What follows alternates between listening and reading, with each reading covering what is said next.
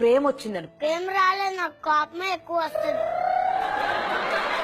అమ్మ నాన్నల్లో నిన్ను ప్రేమగా చూసుకునేది ఎవరు? పింక్ కలర్ ఉంది, బ్లూ కలర్. పింక్ కలర్ ఉంది, బ్లూ కలర్ ఉంది. బ్లూ కలర్ చూసుకుంటున్నాను. పింక్ కలర్ లేదా? Pink colour wrong answer. Pink colour. అమ్మ రాంగ్ అంటే నాన్న రైట్ అంటే. ఇప్పుడు మనం ప్రేమగా మాట్లాడుకుందాం. ఎందుకు ఏంటి అక్కడ ఏదో గ్రీన్ కలర్? సరే ఒకటి చెప్పు. చాలా నువ్వైతే సూట్ వేసుకుని వచ్చావు, తేడా కనిపిస్తుంది. నాకు కూడా నువ్వు కొంచెం తేడా కనిపిస్తున్నావే. అందరూ తేడాగానే కనిపిస్తుంది. నాకే ఇస్తున్నావు సెటైర్లు నువ్వు. అందరి పిల్లలు నీకు తేడాగానే కనిపిస్తుంది. నాకేం తేడా కనిపించదు, నువ్వు ఒక్కడే కనిపిస్తున్నావు తేడాగా. నాకు ఈ బుజ్జడు మంచిగా కనిపించాడు. వాళ్ళందరూ సూపర్ కనిపిస్తున్నారు, నువ్వే కొంచెం తేడా కనిపిస్తుంది నాకు. మధుమతి ఫుల్ గా నాలాంటి ఎక్క వరకు వేసుకోలేదు. ఎక్క వరకు వేసుకొని వచ్చింది జాకెట్ లాగా. ఇప్పుడు నీకు తన డ్రెస్ నచ్చలేదు అవునా? అవును. నీకు నచ్చితే ఏంటి, నచ్చకపోతే ఏంటి? ఏంటి నువ్వైతే ఇలా అనొచ్చా? ఇవన్నీ అనొచ్చా? మీరు అలాగనంటే పిల్లలు పిల్లలు షో అమ్మాయిలాగే కనిపించట్లేదు. నేను ఎలా కనిపిస్తున్నాను మరి? అలా పెడితే కప్పలా కనిపిస్తున్నారు. ఎన్ని మాట్లాడినారు నన్ను? మాట్లాడిన తర్వాత మాట్లాడుతురు గాని మధుమతిని బయటికి తీసుకెళ్లి డ్రెస్ ఇప్పించి ఆ డ్రెస్ లోపల పెట్టి లోపలికి తీసుకురన్నారు. మధుమతి నువ్వు ఇంత అందంగా తయారయ్యొచ్చావు, నీ డ్రెస్ ఇంత బాగుంది, కానీ మనోడు చూసావు ఎన్ని కమెంట్లు చేశాడు. నీకు చేతులు లేవంట. నాకు చేతులు ఉన్నాయి, ఆడ అబద్ధం. చేతులు కాదు, ఎక్కడ వరకు డ్రెస్ వేసుకుని రాలేదు. నిన్నంటే నేను అర్జెంట్ గా తీసుకెళ్లిపోయి మేకప్ రూమ్ లో తీసుకెళ్లిపోయి వేరే డ్రెస్ వేసి తీసుకురావాలంట. అస్సలు బాగాలేమంటున్నాడు. అలా కాదు, నేను ఎక్కడ వరకు వేసుకున్నాను కదా, అసలు తేలేదు కదా. నువ్వు నాకు సారీ చెప్పాలి కదా. సారీ. సరే సారీ అని. టైం బాగా తీసుకున్నా, ఇప్పుడు చెప్పు. సారీ బంగారు చెప్పు. అలా చెప్పడం నాకు ఇష్టం లేదు. ఇదో తప్పు చేసినప్పుడు సారీ బంగారు అనాలి కదా, బుజ్జగించాలి కదా. నువ్వు అసలు బుజ్జిలాగే లేవు.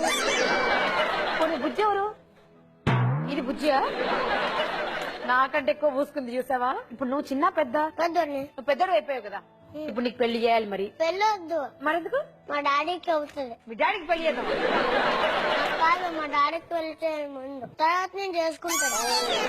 ఇప్పుడు మీ డాడీకి పెళ్లి కాలేదా? నేను పెళ్లి వచ్చింది, ఇప్పుడు పెళ్లి కాలేదు కదా, అందుకని అక్కడ పెళ్లి చేసి తర్వాత పెళ్ళంతా తీసేటప్పుడు నేను పెళ్లి కట్టేసుకొని పెళ్లి చేసుకుంటాను. అసలు పెళ్లి అంటే మనకి ఏంటో తెలియదు. అమ్మాయిలు అందరూ నాతో అమ్మాయిలు ఒక్క అమ్మాయి కూడా ఉండదు. నీతో అమ్మాయిలు ఎందుకుంటారో నాకు అర్థమైంది.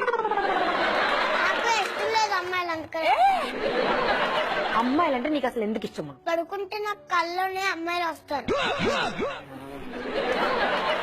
అందుకని. దేవుడా, అమ్మాయిలు వచ్చి దొంగల్లో గవ్వి నన్ను కలిసొస్తారు, అందుకని ఇష్టం లేదు. పడుకుంటే వీడికి కళ్ళలోకి అమ్మాయిలు వస్తారంట. మీకు తెలుసా నీ విషయం? వచ్చి మళ్ళీ దొంగల్లా కొరకేస్తారంట వీళ్ళు. ఒక అమ్మాయిని కూడా పెళ్లి చేసుకోను, నేను ఒక్కడనే పెళ్లి డ్రెస్ వేసుకొని వచ్చేస్తాను. నువ్వు ఒక్క అమ్మాయిని కూడా పెళ్లి చేసుకోవా? మరి ఎవరికి కడతావు తాళి? తాళి పెళ్ళిళ్ళు పిడిగలకి కడతాను. నీ పక్కన ఒకరు ఉండాలి కదా. మధుమతి ఉంటే సరిపోతుంది.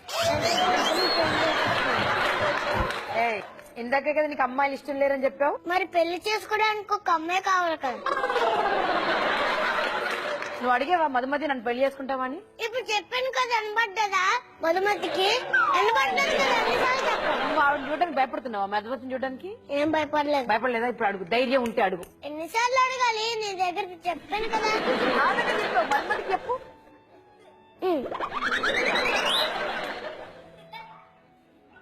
కిందకి దిగిపోతాను. ఎందుకు? మధుమతి దగ్గరికి తీసుకెళ్తా.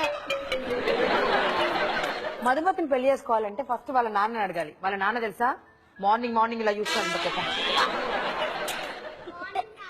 నైట్ చూస్తాడు. మా తాత మూతలో పెడతారు. నేను మధుమతిని పెళ్లి చేసుకోవాలనుకుంటున్నా అంకుల్, ఓకేనా అని అడుగు. సాయంత్రం పెళ్లి చేసుకోవాలనుకుంటున్నాను. ఎవరిని? మధుమతిని. కుదరదంటే ఏం చేస్తావు అప్పుడు? బయట ఉన్న అమ్మాయిల్ని పెళ్లి చేసుకుంటాను. అమ్మాయి సంతోషం అయిపోయింది కదా, కిందకి దించే ఇంకా గిఫ్ట్ లేదు ఇస్తారు. నన్ను అన్నావా? నా బంగారు అన్నావా? ఎన్నిసార్లు అన్నా? ఒక్కసారి అను. 3 లెక్క పెడతాను, అనకపోయావు అనుకో నీకు గిఫ్ట్ లేదు. 1 2 3 పా గోవింద పా, నీకు లేదు గిఫ్ట్ పా. నాకు ఉంటుంది, నేను ఇప్పుడే చెప్పాను. చెప్పేసి